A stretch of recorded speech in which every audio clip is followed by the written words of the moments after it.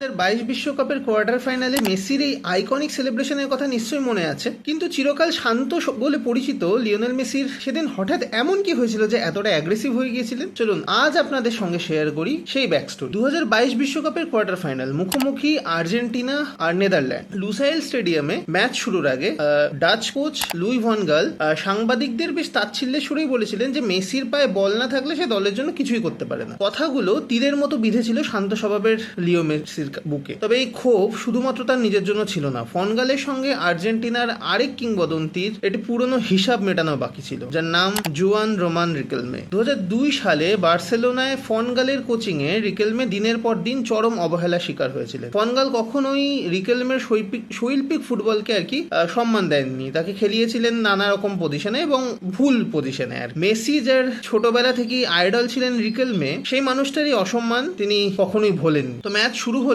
First হাফেই মেসির magical pass থেকে গোল করলেন মলিনা। পুরো স্টেডিয়াম ফেটে পড়লো উল্লাসে, কিন্তু মেসির আসল জবাব দেওয়া তখনও বাকি। 73 মিনিট ডাচ ডিবক্সে ফাউলের শিকার হলেন অ্যাকুইনিয়া। পেনাল্টি পেল আর্জেন্টিনা, বল হাতে এগিয়ে এলেন ক্যাপ্টেন। পুরো স্টেডিয়াম তখন কয়েক সেকেন্ডের জন্য নিস্তব্ধ এবং মেসির বাঁ পায়ের নিখুঁত শটে বল জড়ালো এবং স্কোরবোর্ডে জলজল করে উঠলো আর্জেন্টিনা 2 নেদারল্যান্ড 0। গোল করার পর সতীর্থদের দিকে না ছুটে গিয়ে সোজা ডাচ ডাকআউটের দিকে দৌড় লাগালেন লিও মেসি, আর তারপর থামলেন গিয়ে ঠিক সেই জায়গায় যেখানে ডাচ ডাকআউটে দাঁড়িয়েছিলেন লুই ভন গাল। তারপর করলেন এই আইকনিক সেলিব্রেশন, তোপো জিজিও। এই সেলিব্রেশন গোটা ফুটবল বিশ্ব খুব ভালো করেই চেনে, কারণ ঠিক এভাবেই বোকা জুনিয়র্স এর হয়ে গোল করার পর অহংকারী ম্যানেজমেন্টের দিকে তাকিয়ে উদযাপন করতেন রিকেলমে। আজ বিশ্বকাপের মঞ্চে সেই উদযাপনে আবার ফিরিয়ে আনলেন মেসি। ম্যাচের বাকি গল্পটা সবারই জানা। 2-0 পিছিয়ে থেকেও ডাচরা সমতায় ফেরে, তারপরে ম্যাচ গড়ায় অতিরিক্ত সময় এবং সেখান থেকে মার্টিনেজ বাঁচান ম্যাচ। কিন্তু সেই রাতের এই সবচেয়ে আইকনিক দৃশ্য ছিল মেসির এই তোপো জিজিও সেলিব্রেশন। আর